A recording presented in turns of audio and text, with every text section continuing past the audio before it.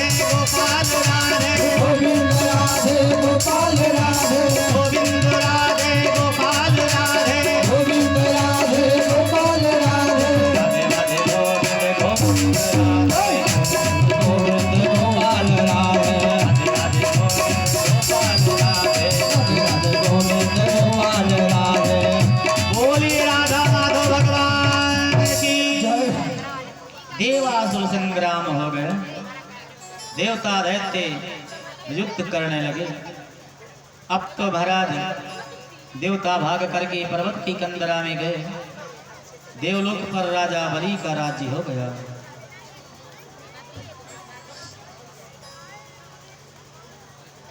देवता पर्वत की कंदरा में गए। समस्त देवता मिलकर के भगवान की स्तुति करते हैं और उस समय देवता भगवान की स्तुति करते हैं। अब इधर कश्यप जी अदिति माता के पास पहुंच करके देखते हैं मुखमंडल मलिन था। बोले मुखमंडल क्यों मलिन है? क्या कोई आपके दरवाजे से अतिथि नाराज होकर के निराश होकर के वापस चला गया? क्या पति देवता तीन समय संध्या करते हो और उस समय पति देवता जब बाहर चले गए हों, परदेश चले गए हों, तो उस स्त्री को पूजा करना चाहिए, तीनों समय हवन करना चाहिए। क्या कोई पूजा में या आहुति में कोई गड़बड़ी हुई है?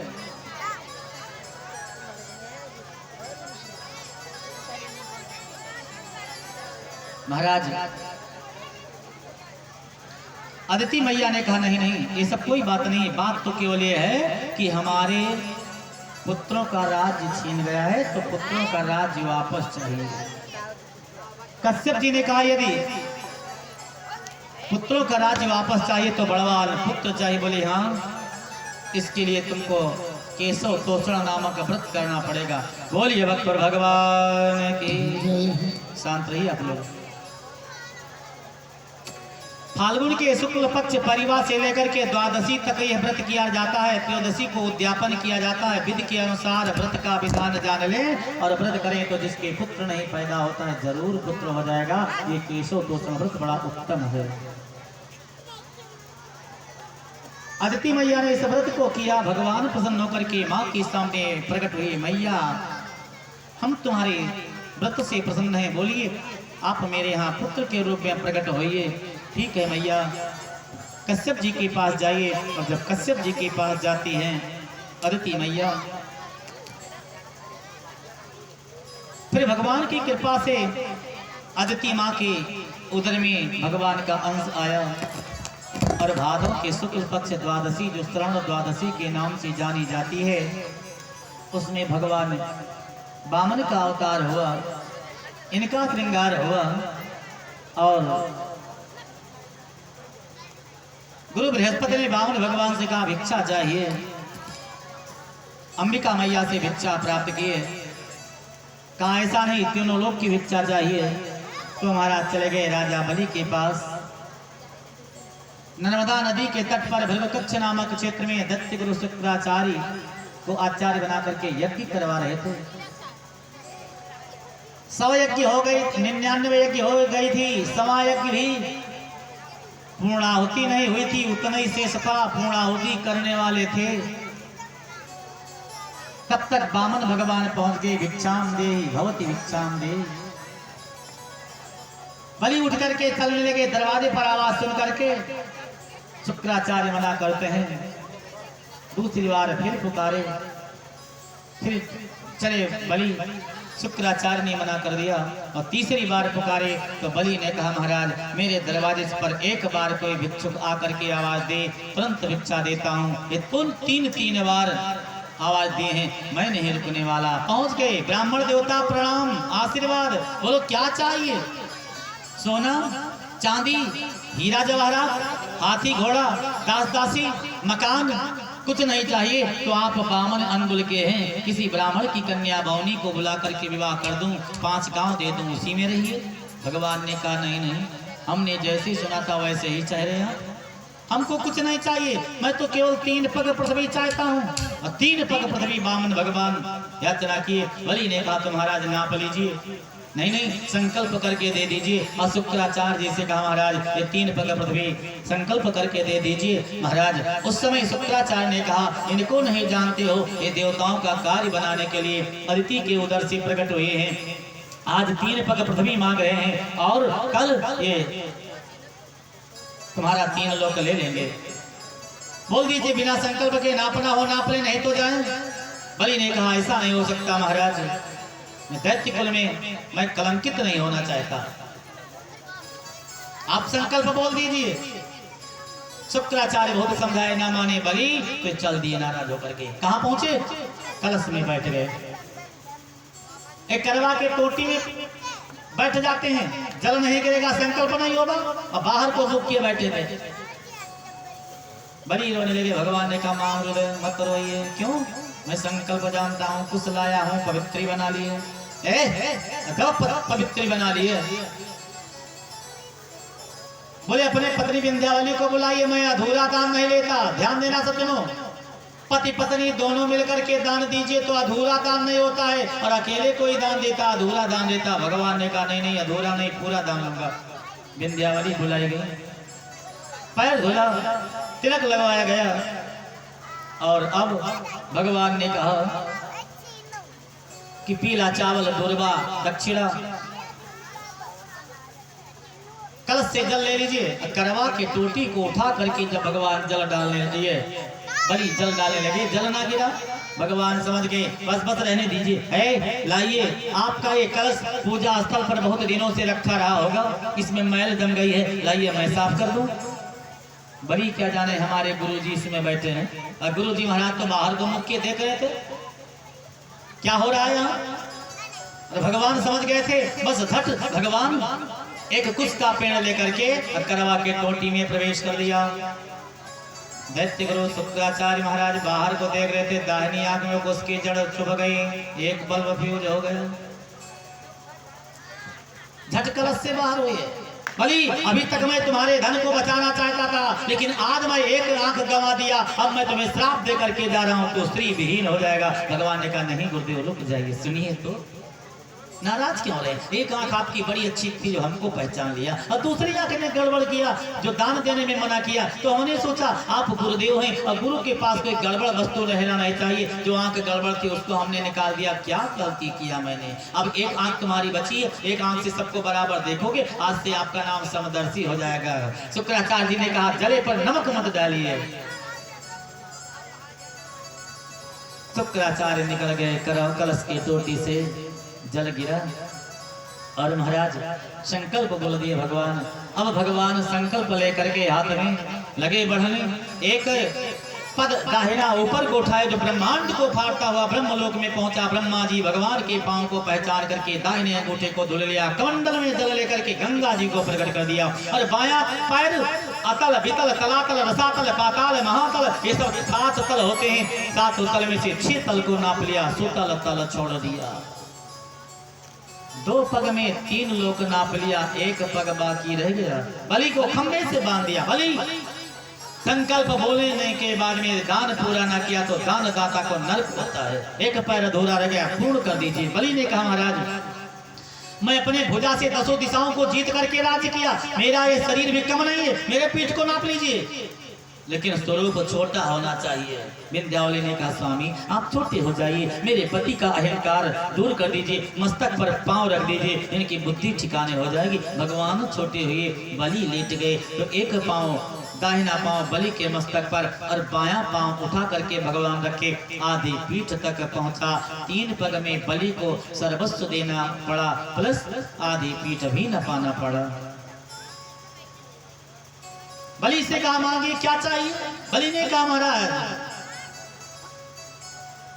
रहूंगा कहाँ, यही कष्ट है। क्यों? क्योंकि दान देने के बाद वस्तु वापस नहीं ली जाती। आपने तो मेरा सर्वस्व ले लिया, अब मैं कहाँ रहूंगा? भगवान ने कहा जाइए, सुतल तल मैंने छोड़ दिया है। बलि ने कहा तो जाऊंगा सुतल लोक में, बामन फाटक का मकान बनवाऊंगा और इसी रूप का दर्शन करना चाहता हूँ। जिस फाटक से निकलूं उस फाटक पर भगवान ने कहा एवं मस्तु। विंध्यावली से पूछे तुम्हें क्या चाहिए? बोले कुछ नहीं, जिस वरदान पर, जिस पर पति देवता संतुष्ट, हम भी उसी पर संतुष्ट हैं। सज्जनों, बलि गया सुतल लोक में, बामन फाटक का मकान बनवाया और बामन भगवान बामन रूप धारण करके बामन फाटक पर बैठे थे, ड्यूटी दे रहे हैं।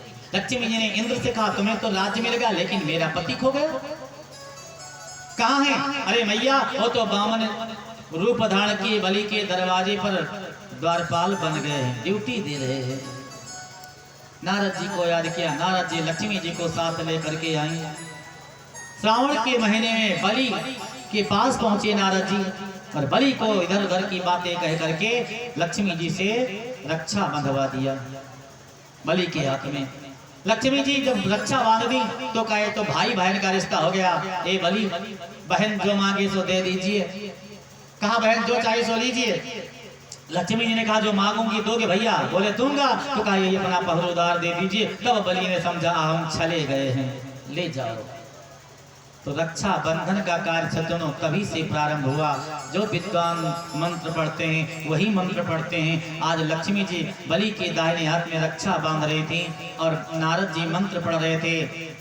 वही मंत्र आज विद्वान पढ़ते हैं। जैन बद्धो बलि राजा दानवेंद्रो महाबला तेन ताम प्रत्यवंदना में रक्षे माचल माचल। तो बलि के हाथ में जब रक्षा बंधन बांधी लक्ष्मी जी, तब से रक्षा बंधन का त्योहार चला। उसके पहले रक्षा बंधन नहीं था। यदि कोई होता तो मंत्र और निकलता, कहीं नहीं मिल रहा है। बोले भक्त भगवान की जय हो। और 8वें स्कंद के 24वें अध्याय में मत्स्य अवतार है भगवान का।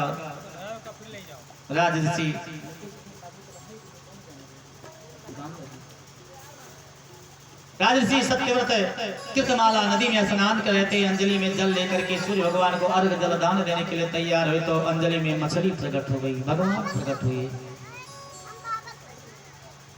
और ज्ञान दे करके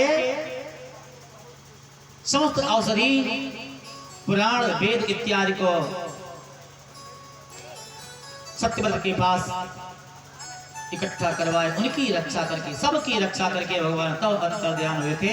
यहाँ से श्रीमद् भागवत महापुराण का 8वां स्कंद 24 अध्याय समाप्त हुआ। बोलिए भक्त और भगवान की। 9वें स्कंद में 24 अध्याय है, जिसमें 12 अध्याय में सूर्य वंश का चरित्र।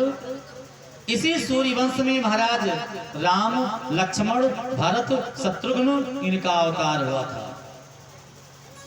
और 12 स्कंद में चंद्रवंश का चरित्र है। सूर्य वंश में जब से राजा यदु हुए, जब से राजा रघु हुए, रघु से जितनी संतान हुई सब रघुवंशी। और चंद्रवंश में जब यदु हुए, यदु से जितने वंशज बढ़े तो यदुवंशी कहे गए। भगवान राम क्षत्रिय हैं, भगवान कृष्ण क्षत्रिय हैं, भगवान राम सूर्यवंशी हैं और भगवान कृष्ण चंद्रवंशी हैं। बस फर्क सूर्य वंश और चंद्रवंश का है, ना कि कोई दूसरी है, दोनों क्षत्रिय हैं। बोलिए भक्त और भगवान की। यदुवंश का वर्णन करते करते महाराज सुखदेव भगवान राजा परीक्षित को सुनाए। भगवान का अवतार हुआ वसुदेव देवकी के यहाँ, दैत्य का संहार किया, उसके बाद परम धाम को गए। अब तो परीक्षित रोने लगे। महाराज हमने विचार किया था कि विस्तार से यदु चरित्र, यदुवंश का चरित्र आप कहेंगे, हाँ? विस्तार से यदुवंश का चरित्र कहेंगे, लेकिन आपने तो 2 मिनट में यदुवंश का चरित्र समाप्त कर दिया, हाँ?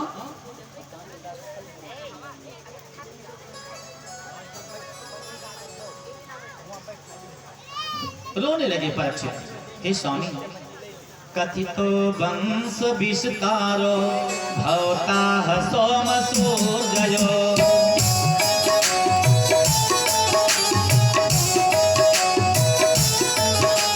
राज्या तो भयवंता नाम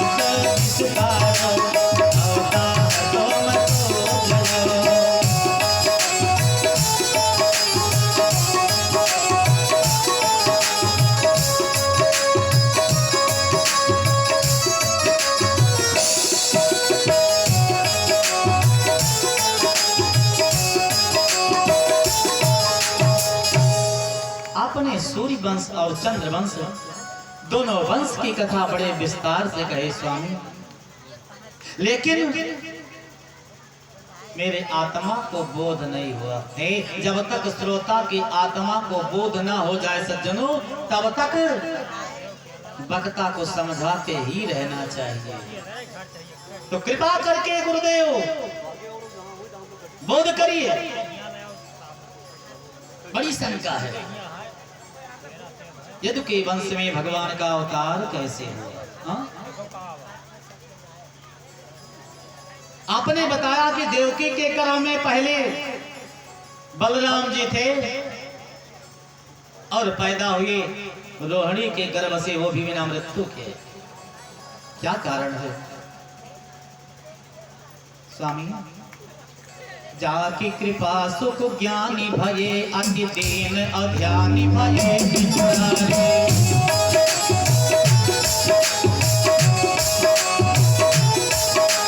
जाकी कृपा किसके करते, भय व्यास पुराण के अधिकारी।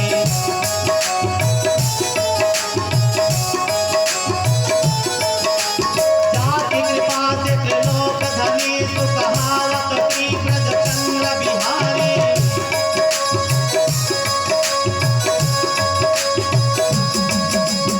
मेरे उपाय करेंगे तो ये तेरे कृष्ण प्रिया भगवान तुम्हारी।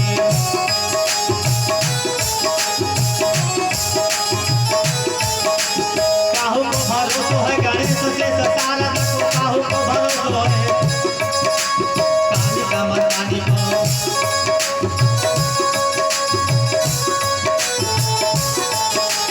काहू को भरोसा गंगैया हनुमान जी को, काहू को भरोसा महादेव ब्रह्मचारी को।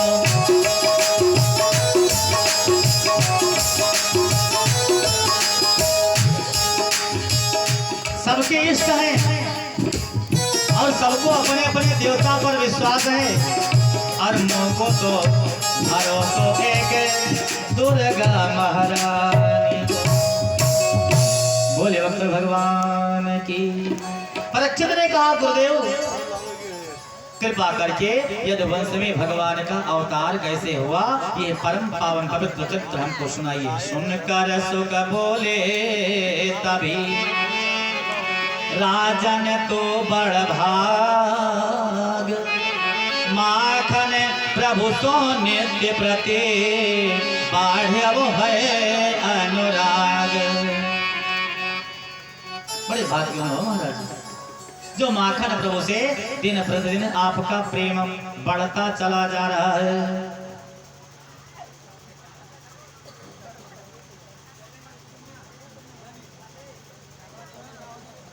देखिए राजन, वासुदेव कथा प्रसन्न पुरसार स्त्रीन पुनांति, वक्तारं प्रेक्षकं श्रोतस् तत्पाद सलिलं यथा। भगवान वासुदेव की कथा तीन व्यक्ति को पवित्र करती है, श्रोता को, वक्ता को और प्रश्नकर्ता को। जैसे गंगा जी का जल, सज्जनों गंगा जी का जल 4 प्रकार से यूज कीजिए तो मुक्ति देने वाली गंगा जी हैं। कौन कौन सा? दरस परस मां जन अरुपाना, करहि पापों का वेद पुराना। परस परस जन अरुपाना, करहि पापों का वेद पुराना।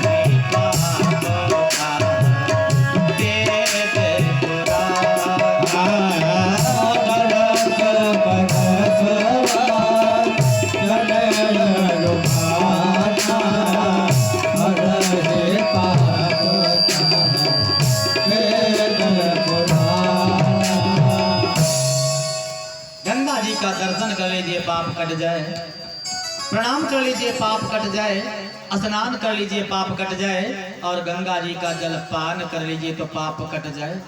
भगवान की कथा सुनने से 3 व्यक्ति को पवित्रता मिलती है, श्रोता को, वक्ता को और प्रश्नकर्ता को। आज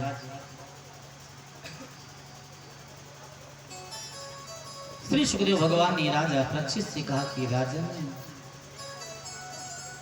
जिस समय भोज वंश में आहुक और आहुकी, उनके 2 संतान देवक और उग्रसेन, देवक के संतान थी, उग्रसेन के कोई संतान न थी, जिनकी पत्नी का नाम था पवन रेखा।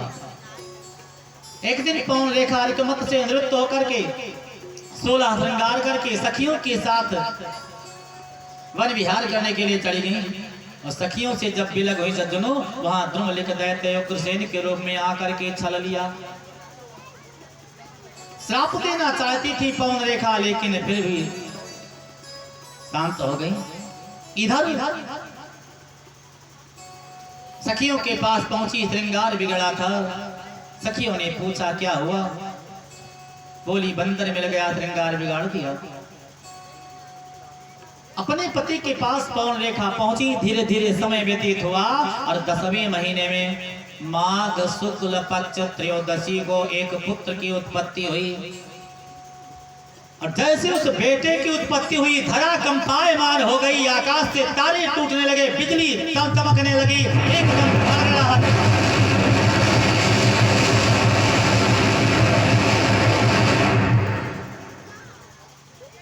देवता घबराए, गुरु बृहस्पति से कहे महाराज भूतल पर क्या हो गया? ये तो मेरा कलेजा दहल गया। इतने तेज आवाज को सुन करके गुरु जी ने कहा अभी एक उग्रसेन के एक बेटा पैदा हुआ है, तब तुम्हारी यह दुर्गति हो गई, और जब बड़ा होगा तब क्या होगा? विद्वान को बुलाए, नाम कंस रखा गया।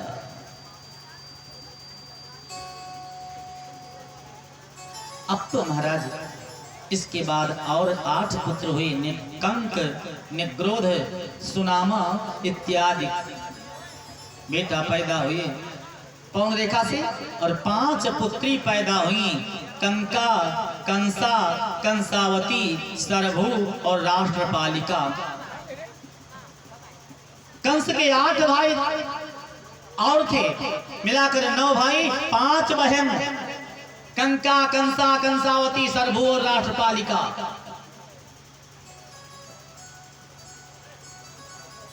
कंस 5 वर्ष का हुआ तो छोटे छोटे बच्चों को उठा करके कुआं में डाल दे, और बड़े बच्चों से कायम को गोदी ले लीजिए, जब गोदी ले लें तो उनका गला दाब दें। 8 वर्ष का हुआ तो अपने यहाँ मल्लशाला लगवाने लगा। मगध देश के राजा जरासंध मल्लशाला लगवाते थे, और मथुरा में कंस मल्लशाला। ये मल्ल युद्ध 2 ही जगह हो रही थी। 8 वर्ष की अवस्था में कंस पहुंच गया मगध देश। जरासंध ने ढिंढोरा पिटवा दिया था, जो मल्ल युद्ध करके मुझको परास्त कर देगा उसको सल, तोसल, मुष्टिक, चाणूर, कूट, ये 5 पहलवान और कुबलया पीड़ हाथी दहेज में दे दूंगा, और अपनी पुत्री अस्ति प्राप्ति का विवाह उसके साथ कर दूंगा।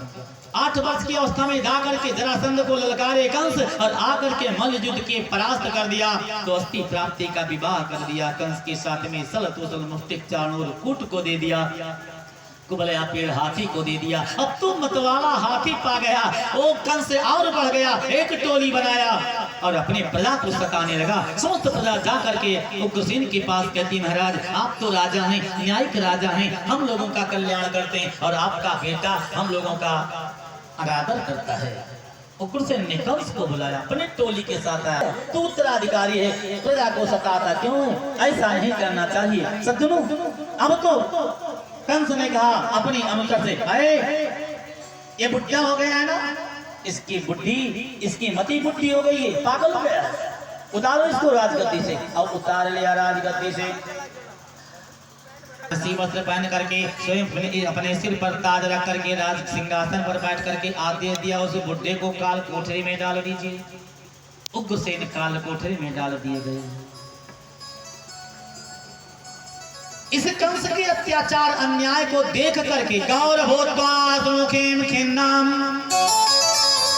क्रंदन्तीं करुणं विभौ उपस्थितांतिके तस्मै व्यसनं स्वमवोचयत। कंस के अन्याय अत्याचार से पीड़ित धरती माता पाप को बर्दाश्त ना कर सकी, झट गौ का रूप धारण करके और देवताओं की शरण में जाती हैं। पर अंत असुर अति बाढ़े,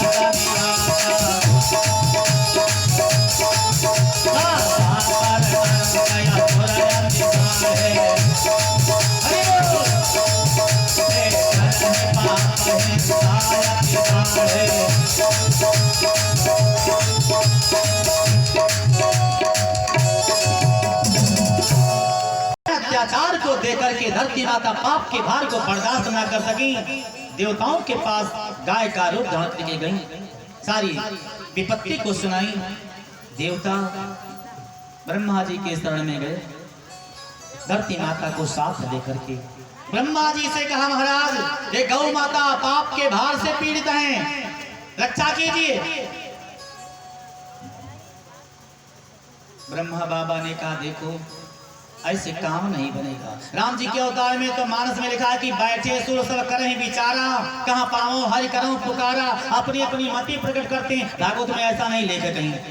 भागवत में क्या लिखे? धरती माता के पुकार को सुनकर के ब्रह्मा जी समस्त देवताओं को साथ लेकर के तत्र गत्वा जगन्नाथम देव देवम वृषाकपिम पुरुषम पुरुष सूक्तेन उपतस्थे समाहिता।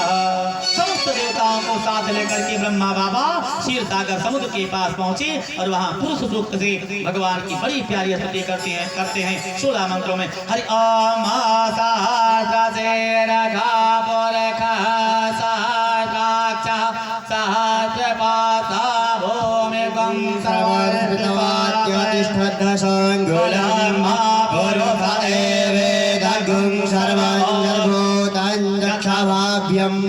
त्रिपादस्यामृतं देवी त्रिपादोर्ध्व उदयपुरुखा पादोषेहा भवत पुनः ततो विभवङ्कराम शासनानसने अभि ततो विराड जायत विराजो अधिपुरुषा सजातो अतिर्ज्यत पश्चात् भूमिमथो पुरः तस्माद्ग्निः सर्वहुतरिचः सामानि चिदनीरे छन्दा घोषि चिदनीरे तस्मात् जाता अजावयः तञ्जन्यम्बराहि क्षिप्रोक्षन् पुरुखं जातं क्रतः तेन देवा अयजन्त साध्यारिखायश्च पुरुखं व्यदधुः कटिधाभ्य कल्पयन्ना मुखं किमस्यासीत् किं बाहो किमूरो पादा उच्येते ब्राह्मणस्य मुखमासीत् बाहोराजन्यः कृतः ऊरु तदस्याचिद्वैश्यः पद्भ्याङ्गं शूद्रो अजायता चन्द्रमा मनसो जातश्चक्षुः सूर्यो अजायता श्रोत्राद्वायुश्च पराणश्च मुखमग्निरजायता नाभ्या आसीदन्तरिक्षगुं तीक्ष्णौ द्यौः समवर्तता पद्भ्यां भूमिर्दृशः श्रोत्रा तथा लोकान् विखा देव चिन्यमतन्वतः वसन्तोषासीदायङ्ग्रीक्मैदमः स आरब्धभिः सप्तास्यासन् परिधय स्त्रीः सप्तसमिधः कृताः देवा चिद्रन्यन्तन्वाना अवदन् गोरुकं पशुं चिदनेन यजन्त देवास्थानि धर्माणि प्रथमान्यावन्न तेहनाकं महिमानः सजन्तर्त्र पूर्वे साध्याः सन्ति देवाः गिरं समाधौ गगने समीरितां निसंविवेदात् दशानुवाचः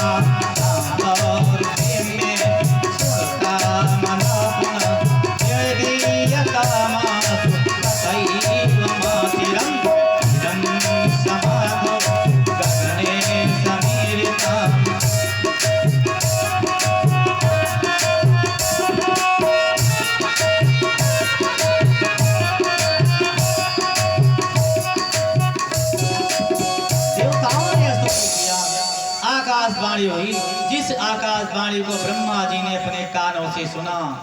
अये देवताओं, माम चिंता कुरु, मत चिंता की करिए, भगवान का अवतार होने वाला है। कहाँ? वसुदेव गृहे साक्षात भगवान पुरसा परः जनिष्यते तत्प्रियार्थं संभवन्तु सुरस्त्रियः। वसुदेव जी के यहाँ साक्षात भगवान का अवतार होगा और भगवान की बाल लीला का सुख देखने के लिए तुम सब देवता अपने नारी के समेत जा करके गोकुल में अवतार लीजिए, जहाँ भगवान की बाल लीला का आप दर्शन करें और आनंद लें। बोलिए भक्त और भगवान की जय। ऐसे आकाशवाणी के द्वारा ब्रह्मा जी स्वयं देवताओं को अपने अपने स्थान भेज दिए। स्वयं ब्रह्मा जी अपने स्थान जाते हैं। आइए दूसरा प्रसंग सुनते हैं। सूरसेनो यदुपतिर मथुरा वसन पुरी माथुरान सूरसेनांस विषयान भोजे पुरा। सूरसेन मथुरापुरी में रह करके माथुर देश के राज करते थे और उनके ये यदुवंशियों की राजधानी मथुरापुरी थी सज्जनों। उनके पुत्र का नाम था वसुदेव। 6 भाई थे वसुदेव जी। जो 5 भाई थे, इनका विवाह कंस की 5 बहन के साथ हुआ था। देवक की 7 पुत्री थी। 6 पुत्रियों का विवाह वसुदेव जी के साथ हो गया था। 7वीं देवकी विवाह के योग्य हुई तो देवक ने आकर के कंस से पूछा, भैया आपके भाई देवकी का विवाह किसके साथ किया जाए? तो कंस ने कहा वसुदेव जी के साथ। विवाह का टीका सूरसेन को मिल गया और ये शुभ दिन, शुभ नक्षत्र, शुभ मुहूर्त में दूल्हा सजा करके महाराज वसुदेव जी को बाजे गाजे के साथ बारात लेकर के चल देते हैं। आप लोग विचार कीजिए, 6 विवाह वसुदेव जी का हो गया था, 7वां विवाह होने वाला है। अब ये दूल्हा भी नहीं, बड़ी अवस्था कितनी हो गई होगी। लेकिन दूल्हा की महिमा कितनी बड़ी है। चाहे 80 वर्ष के बुढ़ऊ बाबा क्यों ना हो, मुख में कोई एक भी दांत ना हो, और उनको दूल्हा सजा दीजिए और वो भी मारुति कार में बैठ करके चलें तो कोई ये नहीं कहेगा बुढ़ऊ बाबा जा रहे हैं, सब ये कहेंगे दूल्हा सरकार जा रहे हैं। क्यों? क्योंकि बारात में दूल्हा की, रसोई में चूल्हा की, गंगा में घाट की, मेले में चाट की और कोने में खाट की महिमा अनंत है। ये सब महिमा होती है सज्जनों। आज सुखदेव भगवान राजा परीक्षित से कहते हैं कि राजन बारात लेकर के पहुंचे, जनवासा दिया गया, जलपान कराया गया, उसके बाद में दूल्हा सरकार को मंडप के तल लाया गया। देवकी और वसुदेव मंडप के तल लाए गए। अपनी पुत्री पर प्रेम करने की वजह से महाराज देवक अंबारी वाले रत्न जड़ित 400 हाथी, 10,000 घोड़ा, 1800 रथ और 200 दासी श्रृंगार युक्त देवकी की सेवा करने के लिए दे दिया। विदाई का समय हुआ। कंस ने सोचा, वेद पुराण साध कहता है बहन की विदाई में भाई को डोली के साथ कुछ दूर जाना चाहिए। हम ऐसा क्यों करें? मेरे पास रथ है, क्यों ना अपने रथ में बिठा करके बहन को उसके घर भेज दूं। तब चढ़ाया रथ देवकी आप भयो रथवान, मारंग में एक शब्द भ्यव जो पढ़्यव कंस के कान। अपने रथ पर बिठा करके कंस अपनी बहन देवकी और दानोई वसुदेव जी को लेकर के चला उसके घर भेजने के लिए। इस सबको अच्छी लगी, लेकिन देवताओं को ये बात अच्छी ना लगी। तुरंत आकाशवाणी के द्वारा कहा, अरे कंस, जाको पहुंचावन चलो रे मूर्ख अज्ञान, बालकवा को आठवा बनेगा को आन। अरे मूर्ख कंस, तो जिस बहन को इतने प्यार के साथ इसके घर भेजने जा रहा है, इसी का 8वां लाल तुम्हारा काल होगा। अस्यास्ताम अष्टमो गर्भे हंताम याम वासे यबुध। भैया झांकी जल्दी चाहिए।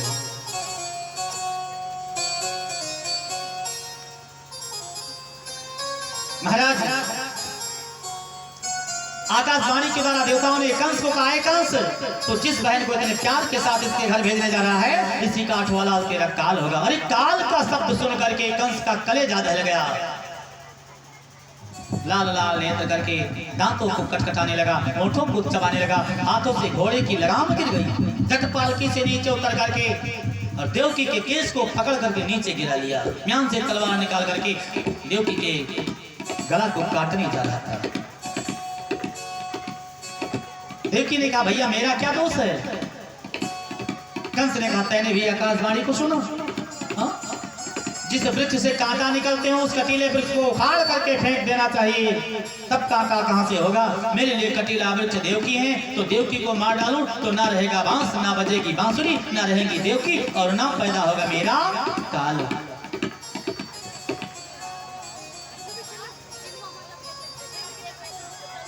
जैसे म्यान से तलवार निकाल करके केस को पकड़ करके महाराज कंस देवकी के गर्दन को उतारना चाहा, तुरंत वसुदेव जी ने सोचा कि पति के सामने पत्नी की हत्या हो तो पति को दोष लगता है।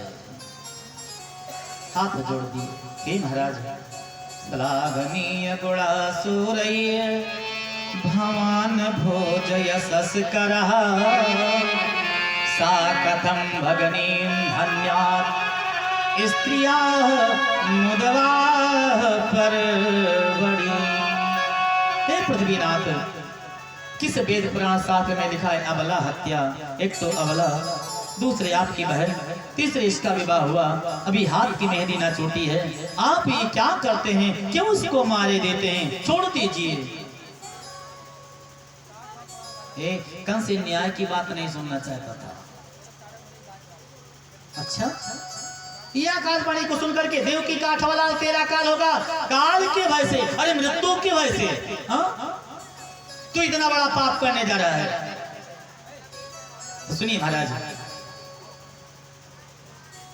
चाहे कोई आज मरेगा और चाहे कोई 100 वर्षों के बाद मरेगा, मरना तो निश्चित है। हो सकता है आप मर जाएं, बाद में देवकी के लाला पैदा हो, तो इतना बड़ा पाप क्यों लेते हैं? इसलिए ऐसा ना करें। अरे कंस फिर ना माना, तो वसुदेव जी ने कहा, आपको देवकी के बेटों से भय है, देवकी के पुत्रों से आपको भय है, तो मैं वचन देता हूं कि देवकी के जितने पुत्र पैदा होंगे सब ला करके तुमको देता रहूंगा। अब कंस ने छोड़ दिया। वसुदेव देवकी अपने रथ में बैठ करके अपने घर पहुंच गए।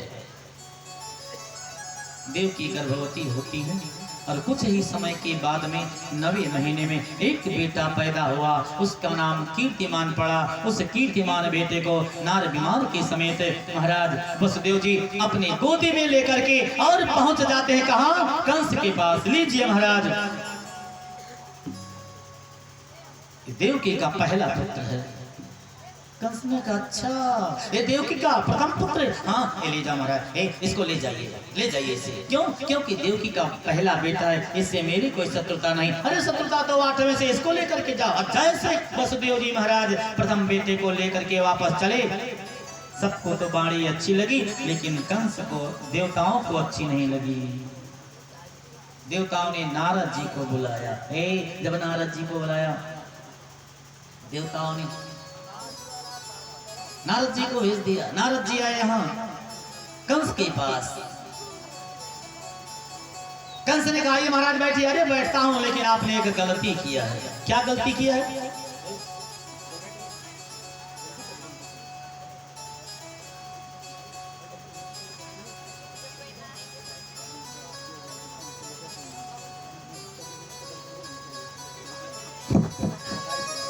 बोले भक्त भगवान के।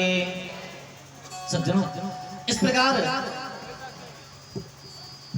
नारद जी ने 8 पंखुड़ी वाला पुष्प लिया हाथ में और एक एक पंखुड़ी को पकड़ते हैं कंस के सामने। ये क्या है? कंस ने कहा समझ नहीं पाए, क्या समझाते हो? बोले देवकी के पहले बेटे को वापस कर दिया, पहला समझ करके। हाँ तो वही समझा रहा हूं। एक पंखुड़ी को पकड़े, ये क्या है? एक। दूसरी पकड़, ये क्या है? 2। तीसरी पकड़, ये क्या है? 3। ऐसे 8 को 8वां और फिर 8वें को बोले 1 2 3, घुमा फिरा करके 8 पंखुड़ी को कंस भ्रमित हुआ, नहीं समझ पाया। नारद जी वहां से चल दिए, भगा कंस। वसुदेव देवकी के यहाँ पहुंचा। देवकी की गोदी में बेटा दिए थे वसुदेव जी महाराज। झट कंस पहुंच करके बेटे को छीन लिए और वसुदेव देवकी को पकड़ करके अपने साथ लाए, जेल खाने में बंद कर दी। हाथ में हथकड़ी, पांव में बेड़ी डाल दिया। जेल खाने के समीप एक पत्थर था, उसी पत्थर पर उठा करके बच्चे को पटक दिया। मृत्यु हो गई। 1 नहीं, 2 नहीं, 3 नहीं, 4 नहीं, 5 नहीं। हतेषु खटसु बालेषु देवक्या अग्रसेनिना। 6 बच्चे का वध कर दिया कंस ने। 7वां गर्भ जब हुआ देवकी के उदर में, तो शेष जी का अंश था। मुखमंडल चमकने लगा। कंस देवकी के मुख को देख करके सोचता है कि बात है, मुखमंडल चमक क्यों रहा है? डर जाता है। उसको जहां बैठता है सर्प दिखाई देते हैं। 5 महीना गर्भ जब हो गया देवकी के उदर में, तो भगवान ने योग माया भगवती को बुला करके कहा मृत्यु लोक में जाइए, देवकी के गर्भ को खींच करके रोहिणी के उदर में प्रवेश कर दीजिए। स्वयं यशोदा के गर्भ में प्रवेश कर जाइए, कन्या के रूप में अवतरित होना है और हम अपनी अंशों से देवकी के उदर में आते हैं। योग माया भगवती ने कहा नहीं जाऊंगी। बोले क्यों नहीं जाओगी? कहा मृत्यु लोक में जो जाता है वो दोबारा वापस नहीं आता है।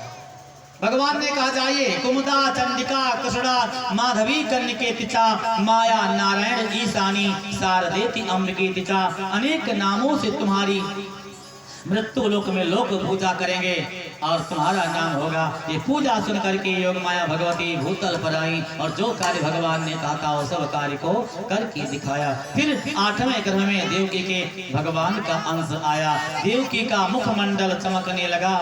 कंस ने सोचा देवकी के मुखमंडल को पहले कभी इस प्रकार मैंने नहीं देखा था, अब तो जा करके देवकी को मार डालूंगा। लेकिन जब देवकी के सामने पहुंचता है तो भूल जाता है। कंस ने देवकी को ये समझ लिया 8वां गर्भ इनके उदर में है, वो मेरा काल है। बस 7 फाटक के अंदर बंद कर दिया। 7 में 2-2 ताले और 2-2 पहरेदार नियुक्त कर दिया। हाथ में हथकड़ी, पांव में बेड़ी डाल दिया। चौकसी से रखवाली करना। बोले क्यों? कहा देवकी का 8वां लाल मेरा काल आज देवकी के उदर में है। इतना कह करके कंस चला गया। नारद जी मिले, नारायण नारायण। नारद जी से पूछा महाराज मेरी मृत्यु किससे है? तो नारद जी ने कहा काली व्यक्ति से। तो काली वस्तु देख करके कंस भयभीत रहता था। इधर 5 महीने का गर्भ हो गया। देवकी के उदर में बड़ी प्यारी स्तुति आकर के ब्रह्मा समेत समस्त देवता जेल खाने के बाहर आकर के कहते हैं, और जो स्तुति उन्होंने किया उस स्तुति का नाम गर्भगत स्तुति है। आइए हम सब उस स्तुति करते हैं एक साथ में। स्वागतम कृष्णा शरणागतम पाहि, स्वागतम कृष्णा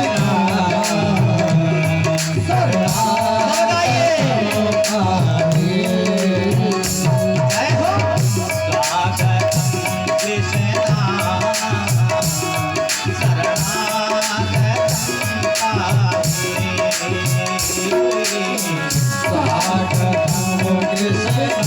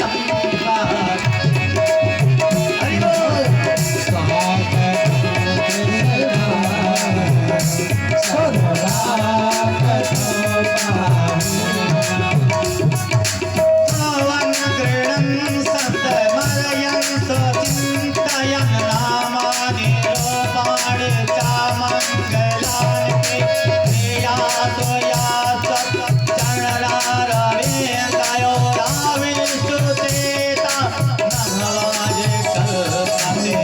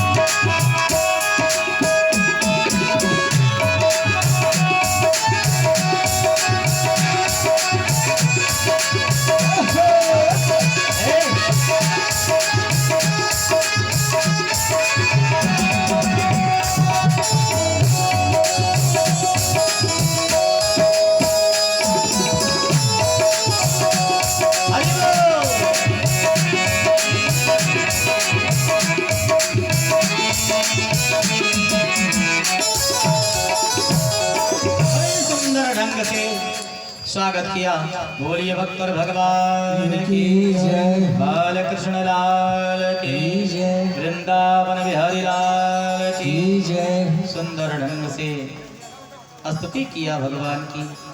स्तुति करके जब वापस चले तो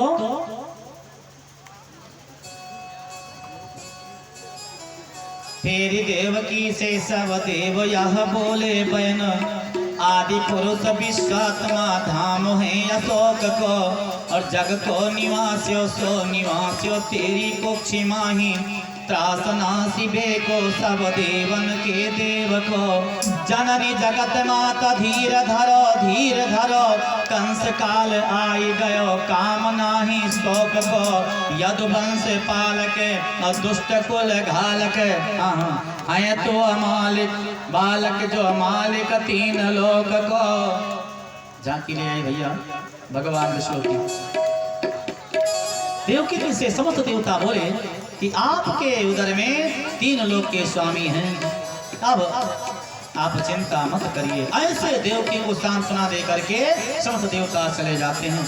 इधर वसुदेव और देवकी विशाल जेल खाने में हैं। सज्जनों धीरे धीरे समय व्यतीत होता है भगवान के अवतार का। अथ सर्व गुणोपेतः कालः परम शोभन यही जन्मार्चम संतर्च ग्रहता।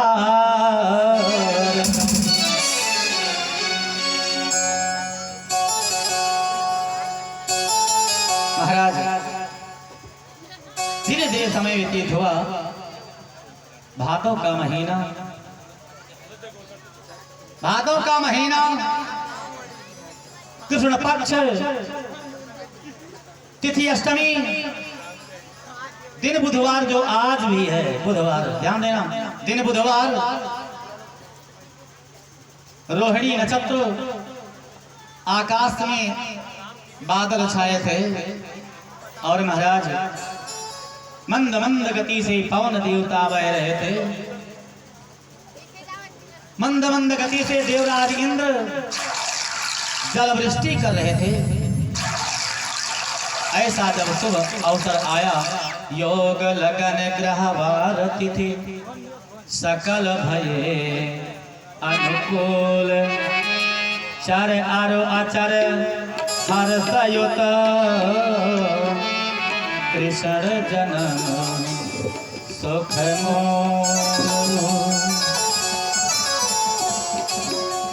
नद्याः प्रसन्न सलिला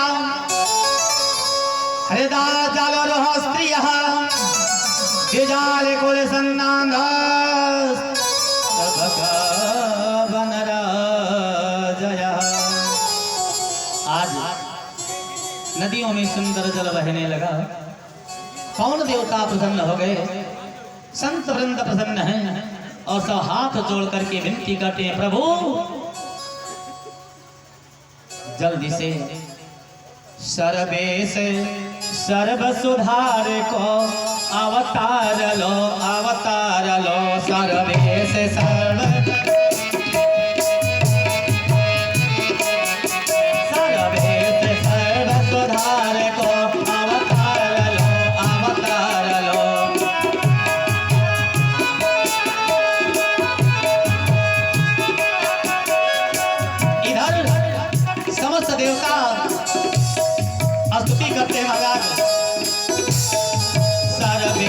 सर्व सुधार को अवतार लो आवो जगत अवतार को अवतार लो।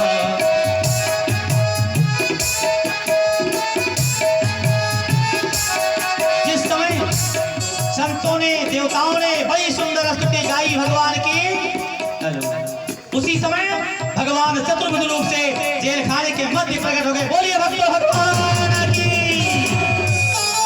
बरसा है सोमाना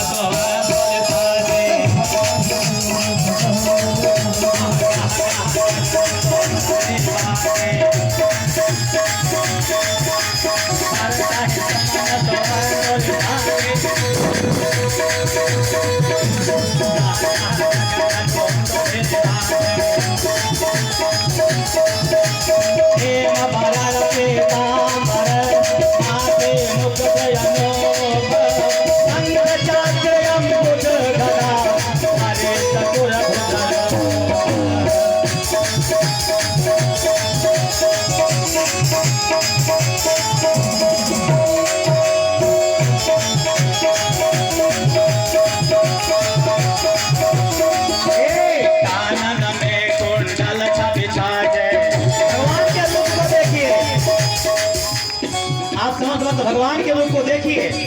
आज कानन में कुंडल और मतियन के माल विराजे, मुखया भागत प्रगट न जाए, मुखया भागत फलन न जाए। हे भाग को प्रगटे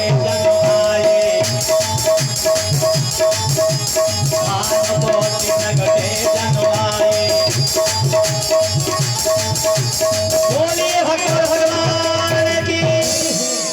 देखिए सज्जनों, आप लोगों के सामने चतुर्भुज रूप भगवान का अवतार हो गया है। और सर्वप्रथम भगवान की आरती उतरवाते हैं, उसके बाद भगवान नन्हे मुन्ने बालक के रूप में होंगे। आइए मुख्य जमान भगवान की आरती उतार लें और आरती गाई नहीं जाएगी। पहले भगवान के ऊपर फूल की वर्षा कर दें, उसके बाद आरती उतारेंगे। आज पहले पुष्पों की वर्षा करें। औषधि प्रतिमा दत्तम।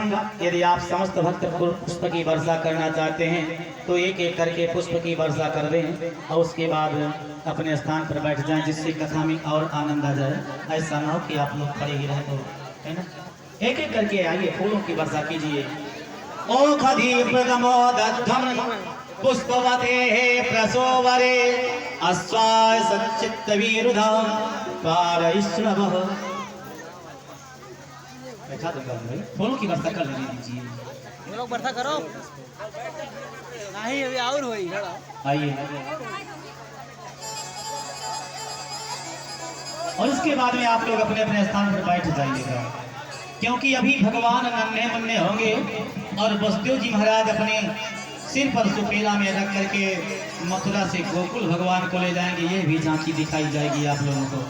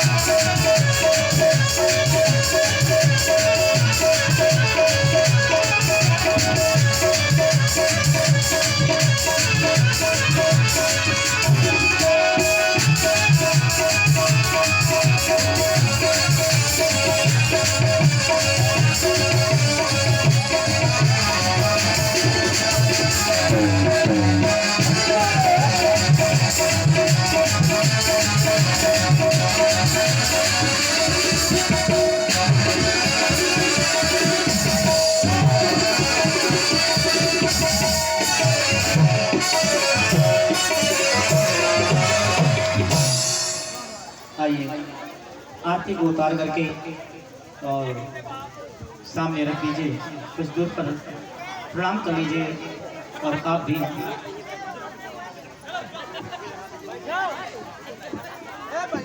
आप लोग बैठ जाइए, फूलों की वर्षा जो कर चुके हो बैठ जाइए। देखो महाराज, भगवान के अवतार के समय फूलों की वर्षा होती है। वेद पुराण शास्त्र में लेख है, धान के लावा की वर्षा नहीं होती है, इसलिए फूलों की वर्षा हो रही है। और धान के लावा की वर्षा होगी कब? रुक्मणी मंगल में, जब भगवान कृष्ण और रुक्मणी का विवाह होगा तब धान के लावा की भी वर्षा होगी।